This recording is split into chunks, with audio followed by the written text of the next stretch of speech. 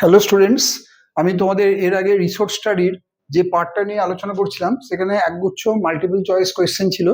তার পরবর্তী কন্টিনিউশনটা আমি এই কোশ্চেন থেকে রাখছি।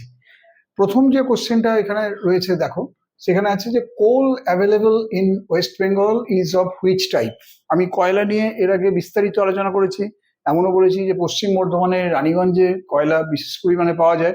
তো সেখানে এখানে কোশ্চেন দিয়েছে যেটা কোন জাতীয় কয়লা। অ্যান্থ্রাসাইট, বিটুমিনাস, লিগনাইট, পিট, 4 রকমের কয়লা আছে। তোমরা মনে মনে ভাবতে শুরু করো যে পশ্চিমবঙ্গের এই যে কয়লা আমাদের বিশেষভাবে পাওয়া যায় সেটা কোন প্রকৃতির কয়লা বা কোন জাতীয় কয়লা। 4 রকম কয়লার এখানে ফর্ম দেওয়া হয়েছে, এটা কোন টাইপ। অ্যান্থ্রাসাইট, বিটুমিনাস, লিগনাইট, পিট। আশা করি অনেকেই আনসার মোটামুটি মনে মনে ঠিক করেছে, যেটার উত্তর হচ্ছে বিটুমিনাস। বিটুমিনাস হচ্ছে খুব উৎকৃষ্ট শ্রেণীর কয়লা, সেই কয়লাই পশ্চিমবঙ্গে কিন্তু ভীষণভাবে পাওয়া যায় রানীগঞ্জ এলাকাতে। তাহলে এটার প্রথম কোশ্চেনে আনসার হচ্ছে বি। নেক্সট কোশ্চেন দেখো, বলছে which mineral resource contributes most in the economy of West Bengal. আমাদের যে সমস্ত কোশ্চেন দিয়েছে এর আগে কিছু কিছু আমি তার মধ্যে আলোচনা করব। যেমন পশ্চিমবঙ্গে মাদুর শিল্প, হ্যাঁ, তার জন্য কোন জেলায় বিখ্যাত।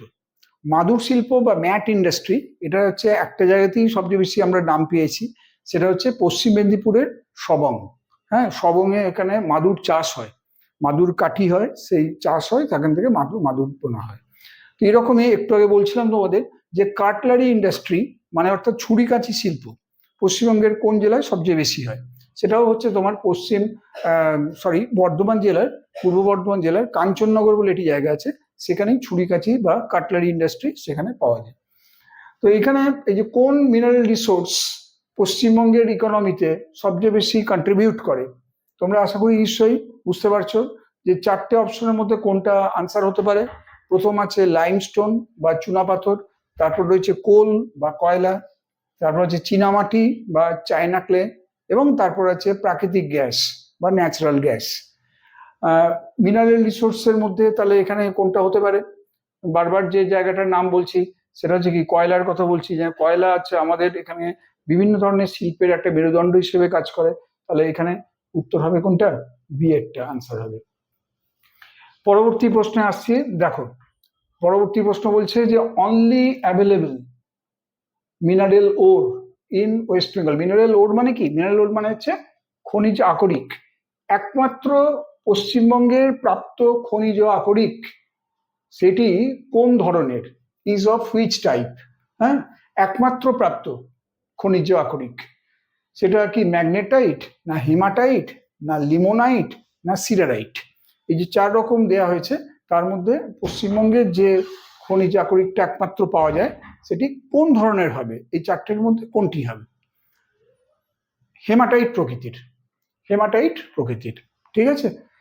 এইরকম ধরনের কিছু কোশ্চেন মিনারেল রিসোর্স থেকে আসে আমাদের, এগ্রিকালচার থেকে আসে আমাদের, ইন্ডাস্ট্রি থেকে আসে আমাদের।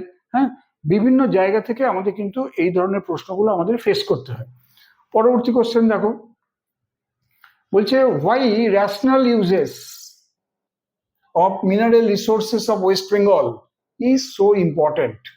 অর্থাৎ পশ্চিমবঙ্গে যে বিভিন্ন খনিজ সম্পদ নিয়ে আমরা আলোচনা করছি, তার যে ধরো আমাদের যে মানে কি বলবো যৌক্তিক যে ব্যবহার, বা যেগুলো আমাদের খুব বিচক্ষণতার সাথে, বা আমরা যেগুলো খুব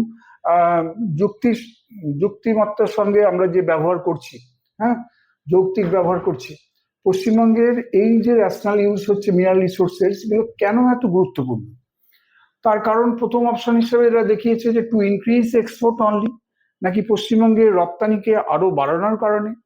দ্বিতীয় বলা হচ্ছে environment protection and resource conservation for the future generation, অর্থাৎ আমাদের যে পরিবেশ সুরক্ষা আর যে সমস্ত সম্পদ সংরক্ষণ, যাতে করে ভবিষ্যৎ প্রজন্ম খুব সুষ্ঠুভাবে ব্যবহার করতে পারে।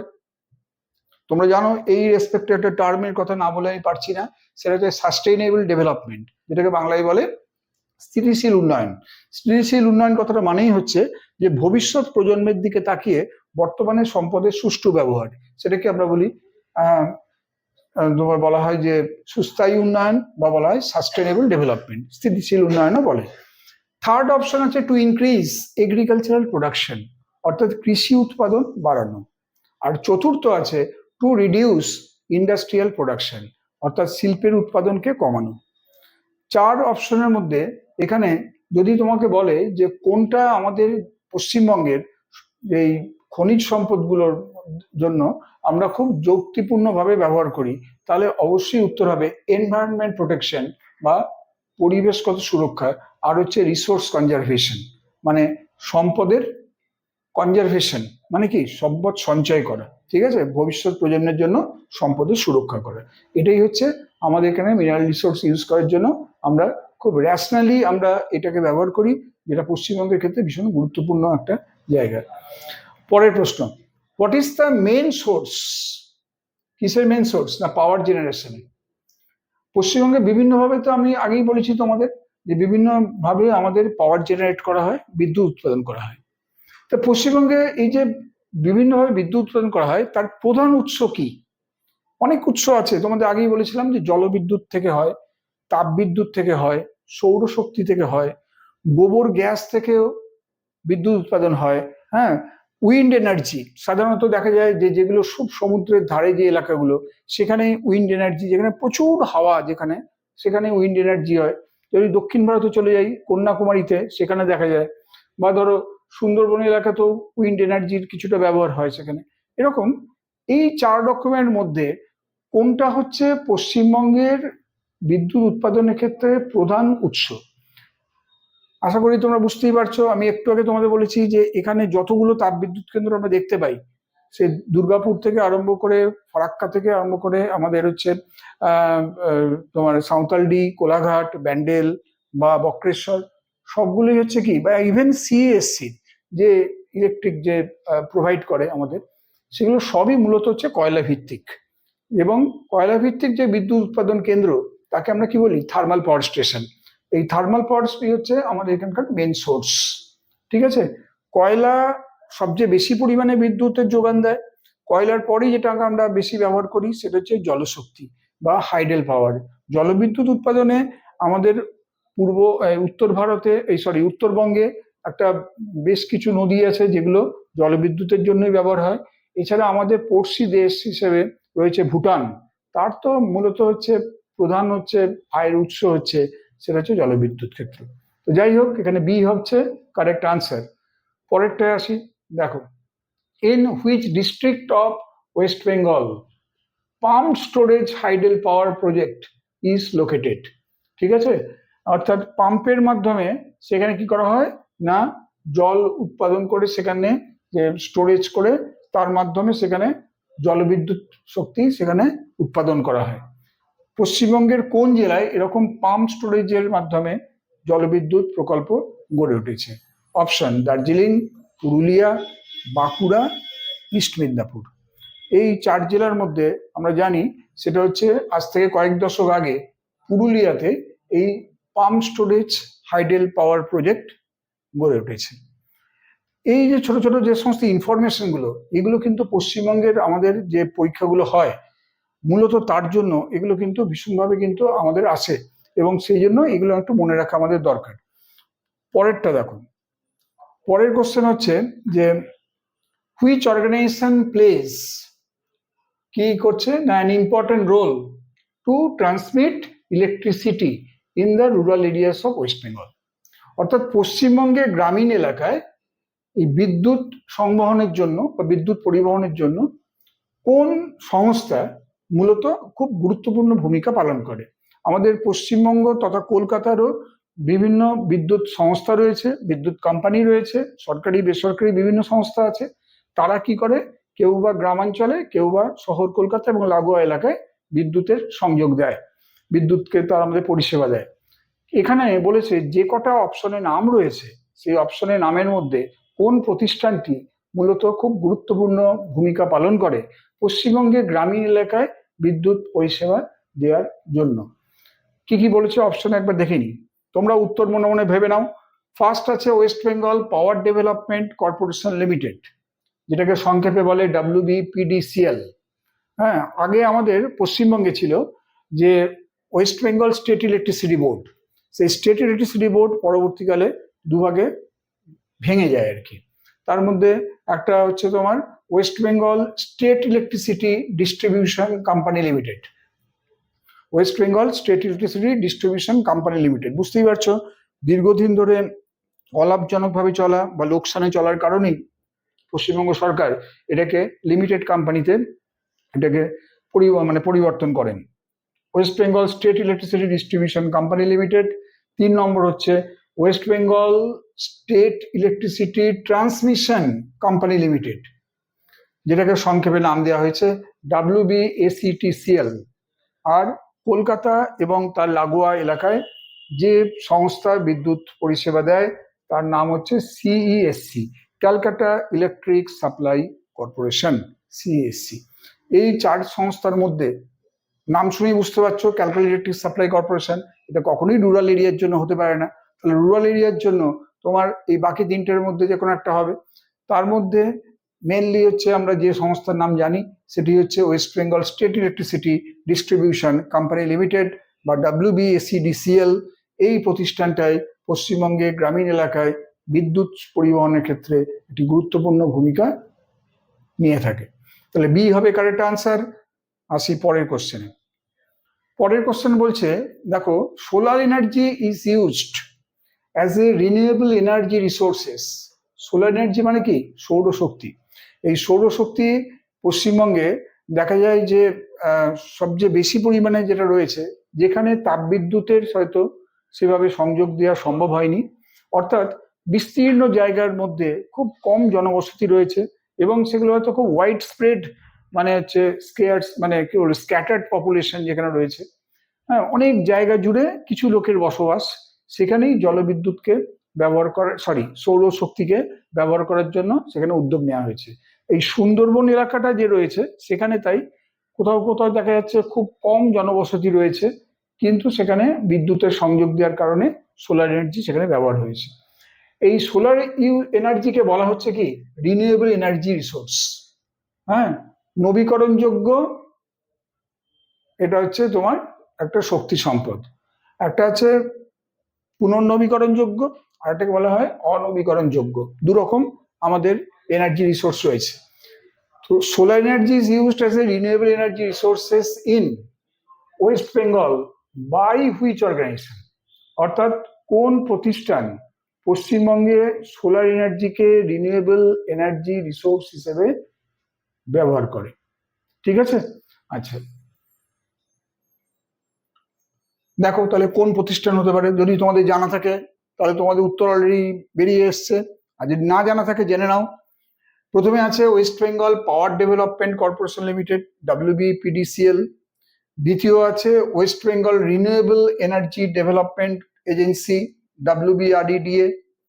থার্ড আছে West Bengal state electricity transmission company limited, WBACTCL। আর লাস্টে আছে নান অফ দ্য অ্যাবাভ।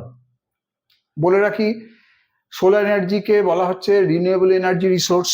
তাহলে সেটাকে যদি তোমরা অ্যাপ্লাই করো, উত্তর যদি নাও জানা থাকে, তাহলে তোমরা খুব আন্দাজে বলতে পারবে যে West Bengal renewable energy development agency. হ্যাঁ, এই যে তো রিনিউয়েবল ব্যাপারটা এখানে রয়েছে, সেই কারণে এটাই হচ্ছে কারেক্ট আনসার।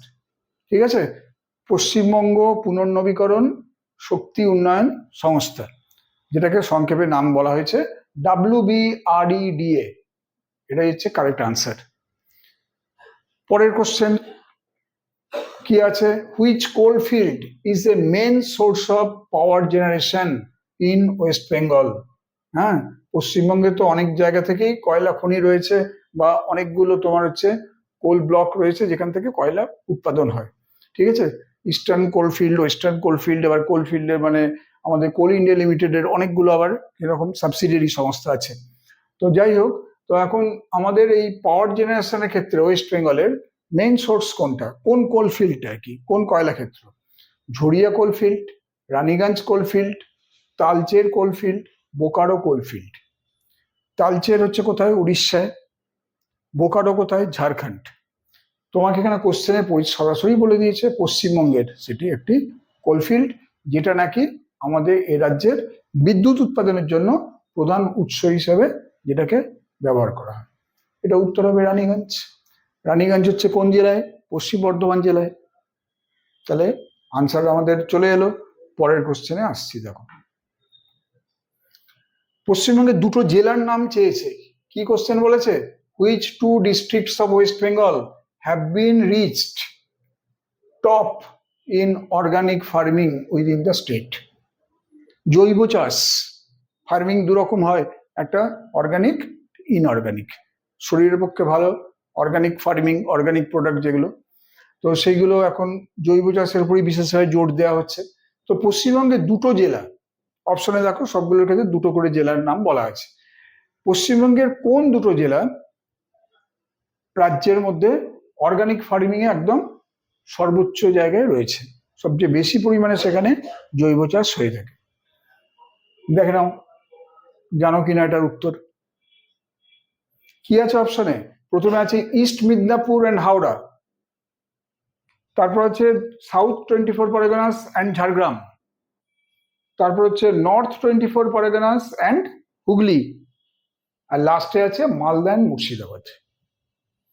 জৈব চাষ এখনো সেভাবে কিন্তু খুব বড় জায়গা দখল করতে পারেনি। হ্যাঁ, আমাদের যে দুটো জেলাকে বেছে নেওয়া হয়েছে এই অর্গানিক ফার্মিং এর জন্য, তার মধ্যে একটি হচ্ছে দক্ষিণ চব্বিশ পরগনা এবং আরেকটি জেলা হচ্ছে ঝাড়গ্রাম। দক্ষিণ চব্বিশ পরগনা আর হচ্ছে ঝাড়গ্রাম, এই দুটো জেলায় অর্গানিক ফার্মিং এ পশ্চিমবঙ্গের দুটো জেলায় যারা সর্বোচ্চ পর্যায়ে এখানে এই চাষ হয়ে থাকে, একদম টপে আছে। পরের কোশ্চেন দেখো, পরের কোশ্চেন বলছে which of the following is এ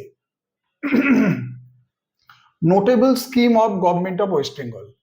হ্যাঁ, অর্থাৎ পশ্চিমবঙ্গের সবচেয়ে উল্লেখযোগ্য স্কিম কোনটা, পশ্চিমবঙ্গ সরকারের উল্লেখযোগ্য প্রকল্প নিচের কোনটি? এখানে যে কি কারণে বলা আছে, which of the following is A notable scheme of government of West Bengal two assist small and marginal farmers. ঠিক আছে, অর্থাৎ ছোট চাষি এবং যারা প্রান্তিক চাষি তাদেরকে সহায়তা করার জন্য কোনটা পশ্চিমবঙ্গ সরকারের খুব উল্লেখযোগ্য একটা প্রকল্প? এখন মার্জিনাল ফার্মার কাদের বলে, প্রান্তিক চাষি বলতে কাদের বোঝায়, এগুলো জানতে হবে, কারণ এরকম ধরনের প্রশ্ন আমরা পেয়েছি। মার্জিনাল ফার্মার্স আর those who have less than 1 acre of land. 1 একরের যাদের কম জমি রয়েছে, ঠিক আছে, তারা হচ্ছে মার্জিনাল ফার্মার। আর যাদের জমির পরিমাণ 1 থেকে 2 একর, তারা হচ্ছে কি, তারা হচ্ছে তোমার স্মল ফার্মার, অর্থাৎ ছোট চাষি। তাহলে এখানে 4টে অপশন আছে। এই 4টে অপশন হচ্ছে প্রধানমন্ত্রী কিষাণ সম্মান নিধি বা পিএম কিষাণ হলো, দ্বিতীয় হচ্ছে কৃষক বন্ধু, থার্ড হচ্ছে প্রধানমন্ত্রী ফসল বীমা যোজনা, আর চতুর্থ হচ্ছে এগ্রিকালচার ইনফ্রাস্ট্রাকচার ফান্ড বা এআইএফ। তাহলে 4টে অপশনের মধ্যে পশ্চিমবঙ্গ সরকার কৃষকদের জন্য যে প্রকল্প নিয়ে এসছেন সেটি হচ্ছে কৃষক বন্ধু। কারণ প্রধানমন্ত্রী কিষাণ সম্মান নিধি এটা কিন্তু পুরো কেন্দ্রীয় সরকারি একটা প্রকল্প, যে প্রকল্পের মাধ্যমে এখানে 6,000 টাকা চাষের জমি থাকলে তাদেরকে দেয়া হয়। কৃষক পরিবার 6,000 টাকা পায়, তার মধ্যে 3টে ইনস্টলমেন্টে 2,000 করে এই প্রধানমন্ত্রী কিষাণ সম্মান নিধিটা দেওয়া হয়। কিন্তু রাজ্য সরকারি প্রকল্প যদি বলা হয় তবে উত্তর হবে কৃষক বন্ধু। B will be correct answer.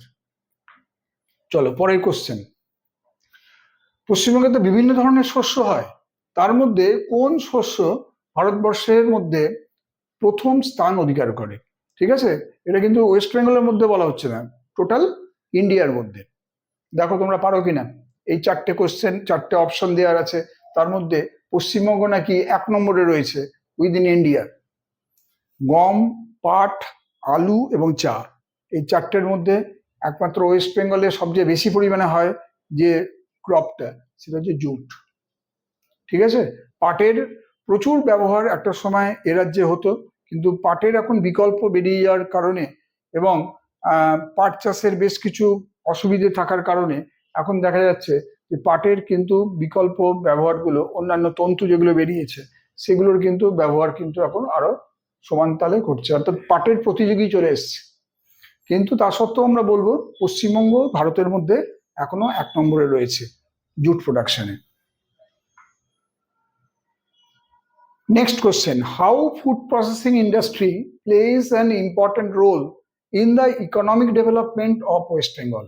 অর্থাৎ পশ্চিমবঙ্গের অর্থনৈতিক উন্নয়নে খাদ্য প্রক্রিয়াকরণ শিল্প কিভাবে একটা গুরুত্বপূর্ণ ভূমিকা পালন করে। খাদ্য প্রক্রিয়াকরণ শিল্প কোনগুলো? খাদ্য প্রক্রিয়াকরণ শিল্প মানে যেমন ধরো এই যে আলু থেকে পটাটো চিপস হয় যেটা, ঠিক আছে, বা আলু ভাজা যে প্যাকেটে পাওয়া যায় যেগুলো, বা ধরো নানা রকম ফল থেকে যে সমস্ত ধরো যে ফলজাত দ্রব্য যেগুলো আমরা পাই, বা যেগুলো জ্যাম বলো জেলি বলো এই সমস্ত জিনিস যেগুলো আমরা পাচ্ছি, সেগুলো সবই হচ্ছে ফুড প্রসেসিং ইন্ডাস্ট্রির মধ্যে পড়ে।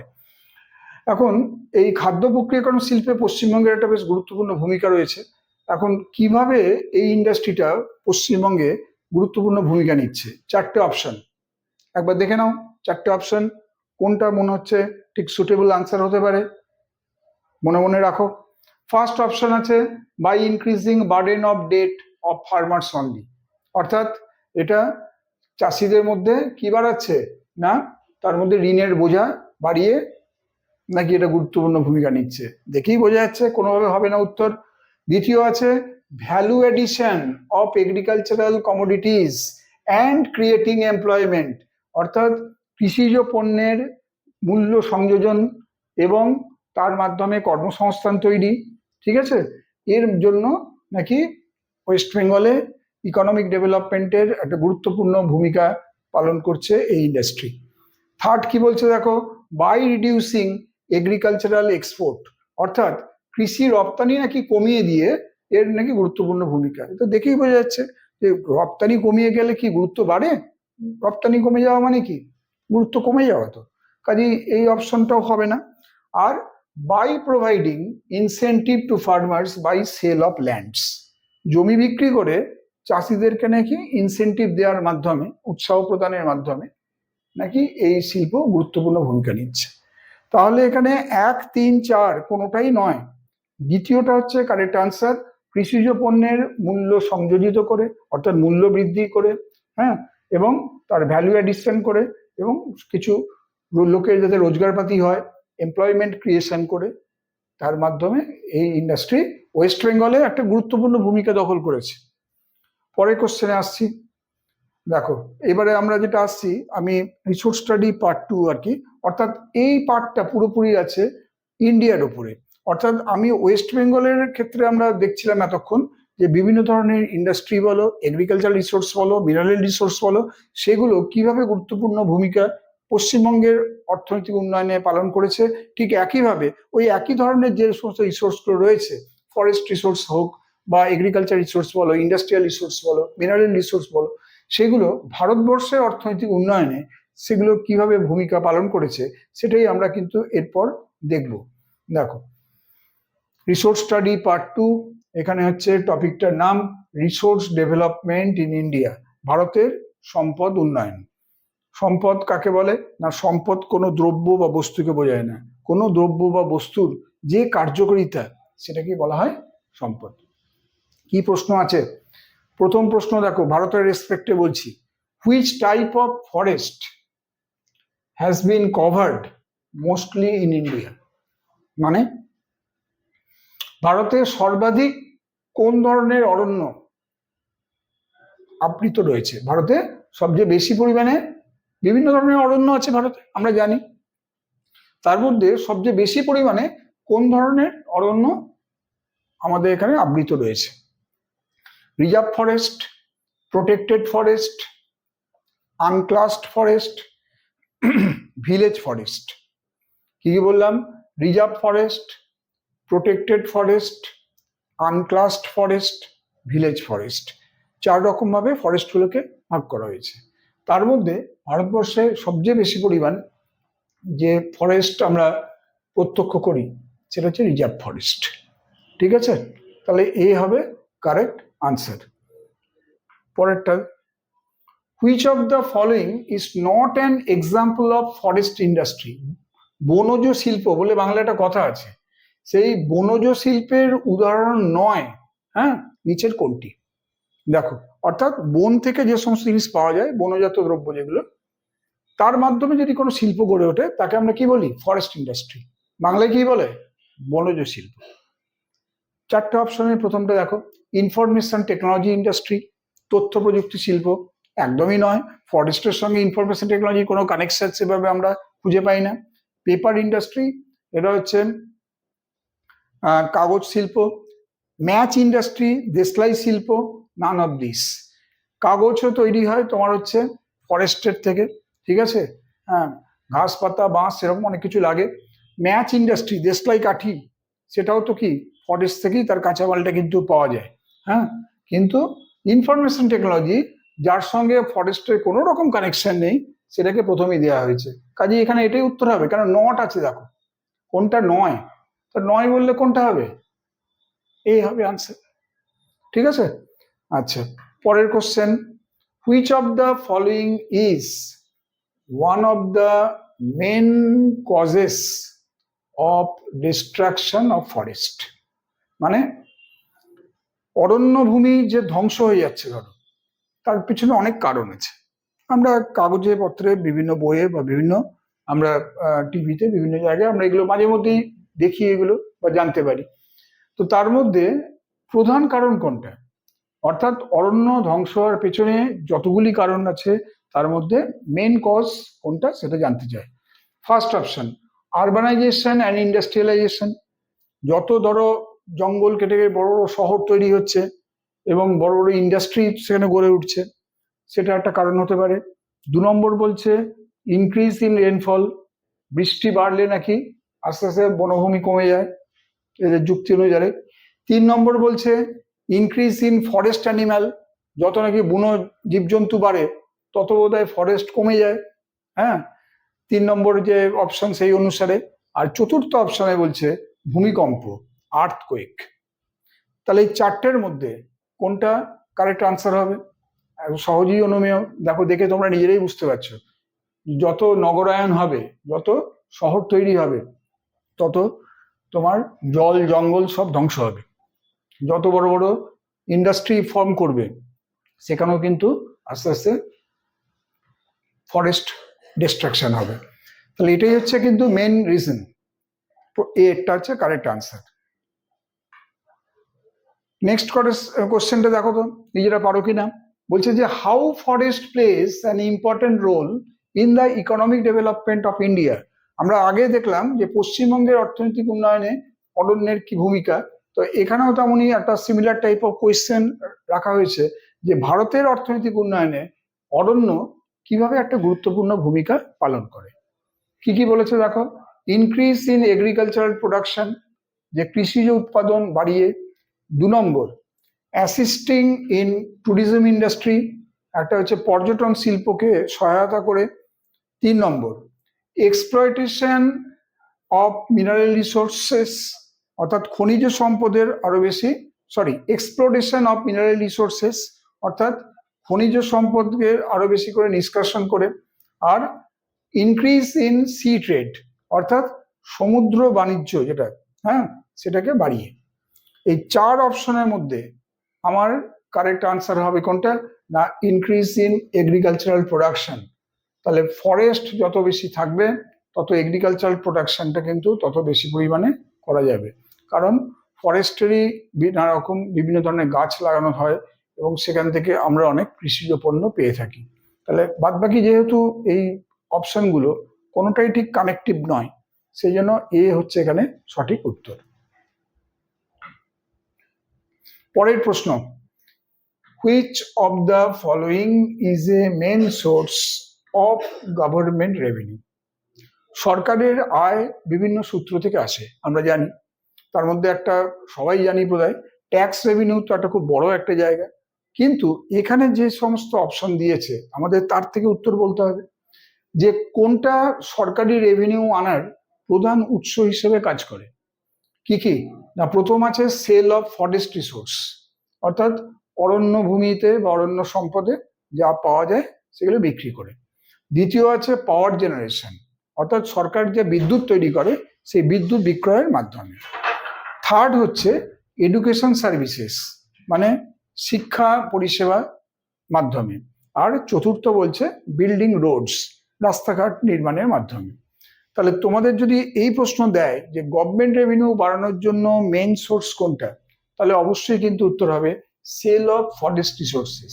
একটা জিনিস খেয়াল রাখবে যে এই ধরনের প্রশ্ন যখনই দেবে সেখানে কিন্তু অপশনগুলো কিন্তু খুব সেখানে ইম্পর্টেন্ট, কারণ কি অপশন দেওয়া আছে তার উপর বেস করে কিন্তু আনসারটা আমাদের এখানে আসবে। এখানে যা অপশন দেওয়া আছে তার মধ্যে কিন্তু ফরেস্ট রিসোর্স এখান থেকে কিন্তু সরকারের তার মাধ্যমে বিক্রি করে সেখান থেকে একটা ভালো পরিমাণ আয় হয়ে থাকে। ঠিক আছে, এগুলো আসে তার পরে পরে, বাদ বাকি যেগুলো আছে, সেই জন্য এ হবে কারেক্ট আনসার। পরের কোশ্চেন বলছে which type of forest resources are important for production of herbal medicine. Herbal medicine মানে কি, যেগুলো হচ্ছে তোমার ভেষজ ওষুধ। ঠিক আছে, হার্বাল প্রোডাক্টের ওপর এখন আমাদের সাধারণ মানুষের সচেতনতা বেড়েছে। তোমরা জানো মার্কেটে প্রচুর পরিমাণে হার্বাল প্রোডাক্ট সব বিক্রি হয়, ইভেন হার্বাল মেডিসিন। কিন্তু কোন ধরনের অরণ্য সম্পদ এই হার্বাল মেডিসিন গুলোকে উৎপাদন করার জন্য গুরুত্বপূর্ণ? 4 রকমের অপশন দেওয়া হয়েছে। একটা হচ্ছে লিভস অ্যান্ড বার্ক, অর্থাৎ গাছের পাতা এবং গাছের ছাল। উড হচ্ছে কাঠ, হানি মধু, আর বাংলায় যেটাকে রজন বলে, ইংলিশে রেজিন। হ্যাঁ, এটা একটা অবশ্যই একটা উপজাত দ্রব্য। এই যে 4টে অপশনের মধ্যে আমাদের সবচেয়ে বেশি পরিমাণে হার্বাল মেডিসিন তৈরি করতে ব্যবহৃত হয় সেটা হচ্ছে গাছের পাতা এবং গাছের ছাল, leaves and bark. A will be correct answer. পরবর্তীতে আসছি, দেখো পরের প্রশ্ন কি, ব্যাম্বু, বাঁশকে বলছে একটা প্রধান কাঁচামাল। কোন ইন্ডাস্ট্রির, কোন শিল্পের প্রধান কাঁচামাল হচ্ছে বাঁশ?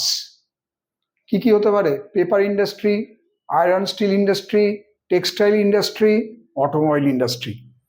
কখনোই গাড়ি তৈরির ক্ষেত্রে বাঁশ লাগে না, জামা কাপড় তৈরিতেও লাগে না, আর লৌহ ইস্পাতে তো নয়, একদমই নয়। তাহলে পড়ে থাকলো কোনটা? প্রথমটা। পেপার ইন্ডাস্ট্রিতেই বরং বাঁশ বা ওই রকম ঘাস পাতা অনেক কিছু জিনিস লাগে যার দিয়ে মন্ড তৈরি হয়। হ্যাঁ, এবং পেপার পাল্প যেটাকে বলে, তার মাধ্যমে পেপার সেখানে তৈরি হয়। তো কাজেই বাঁশ চাষ কিন্তু পেপার ইন্ডাস্ট্রির জন্য একটা গুরুত্বপূর্ণ র মেটেরিয়াল, যেটা ভীষণভাবে আমাদের এখানে ব্যবহৃত হয়। পরের কোশ্চেন বলছে যে according to national forest policy, জাতীয় বন নীতি বা অরণ্য নীতি আর কি, how much percentage of forest should be conserved in India? অর্থাৎ আমাদের যে জাতীয় অরণ্য নীতি অনুসারে ভারতবর্ষের কত শতাংশ অরণ্য সংরক্ষিত থাকা উচিত? বলা হয় যে দেশের যা টোটাল ল্যান্ড এরিয়া তার অ্যাটলিস্ট 33 বা 1/3 সবসময় সংরক্ষণে কিন্তু থাকা প্রয়োজন। ঠিক আছে, তাহলে এখানে 4টে অপশন আছে। 33%, এটা হচ্ছে অপটিমাম, যদিও 33% এখন নেই, আছে তার থেকেও আরো কম, তা কিন্তু এটা হচ্ছে আইডিয়াল রেশিও। পরের প্রশ্নে আসি। পরের কোশ্চেন বলছে যে ল্যাক ইজ প্রডিউসড, ল্যাক মানে কি? ল্যাক মানে লাক্ষা। ফ্রম হুইচ প্ল্যান্ট, কোন গাছ থেকে লাক্ষা উৎপাদন হয়? ল্যাকের বা লাক্ষা আমাদের চাষ হয় পুরুলিয়া জেলায়, পশ্চিমবঙ্গে, এবং এই লাক্ষা উৎপাদন হয় রাঁচির কাছে একটা ইনস্টিটিউট আছে। হ্যাঁ, নামকুম বলে একটি জায়গা আছে রাঁচির কাছে, ঝাড়খণ্ডে। সেটার নাম হচ্ছে ইন্ডিয়ান ল্যাক রিসার্চ ইনস্টিটিউট। ঠিক আছে, এই ল্যাক কোন গাছ থেকে উৎপাদন হয়? প্রথম অপশন আছে পলাশ এবং অন্য কিছু গাছ থেকে, দ্বিতীয় আছে সেগুন, থার্ড আছে শাল, আর 4 নম্বরে আছে ইউক্যালিপটাস। এই 4 রকম গাছের মধ্যে থেকে আমরা পাই এটা পলাশ গাছ থেকে পাই লাক্ষা। এই পলাশের চাষ ভীষণভাবে তোমরা জানো হয়তো অনেকেই, পুরুলিয়া জেলাতে ভীষণ পরিমাণে হয় এবং সেখানে লাক্ষাটা ওই জন্য উৎপাদন হয়। হলো, নেক্সট কোশ্চেন আমরা আসছি যে which state has maximum area under forest coverage? অনেকবার কম্পিটিটিভ পরীক্ষায় এই প্রশ্ন আমরা পেয়েছি যে কোন রাজ্যে সবচেয়ে বেশি যে বন কিন্তু আবৃত রয়েছে, বা বন এলাকা সবচেয়ে বেশি, বা অরণ্য এলাকা কোন রাজ্যে সবচেয়ে বেশি কভারেজ রয়েছে। আমরা প্রায় শেষ পর্যায়ে চলে এসেছি, দেখে নিই একবার অপশনগুলো। প্রথমে আছে মধ্যপ্রদেশ, তারপর হচ্ছে উত্তরপ্রদেশ, মহারাষ্ট্র, তারপরে রাজস্থান। এই 4 রাজ্যের মধ্যে সবচেয়ে বেশি ফরেস্ট কভারেজ রয়েছে মধ্যপ্রদেশ। ঠিক আছে, এমপিতে সেখানে কিন্তু সবচেয়ে বেশি রয়েছে। আর যদি নর্থ ইস্টের মধ্যে যদি বলে তাহলে অবশ্যই কিন্তু উত্তর হবে অরুণাচল প্রদেশ। আর গোটা দেশের মধ্যে যদি বলা হয় তাহলে হবে এমপি। ঠিক আছে, এগুলো নয়, উত্তরপ্রদেশ, মহারাষ্ট্র, রাজস্থান এগুলো নয়। A will be the correct answer. আজকে আমরা এই অবধি রাখলাম, এখানেই শেষ হলো এই topic. Thank you from Udaan Pathshala. তোমরা কিন্তু প্রত্যেকে নিয়মিত এই উড়ান পাঠশালার ক্লাস যারা এখনো করনি তাদেরকে বলি তারা ইনস্টল করে নাও, নাম রেজিস্টার করো এবং নিয়মিত এই ক্লাস করো, সাফল্য আসবেই। Thank you.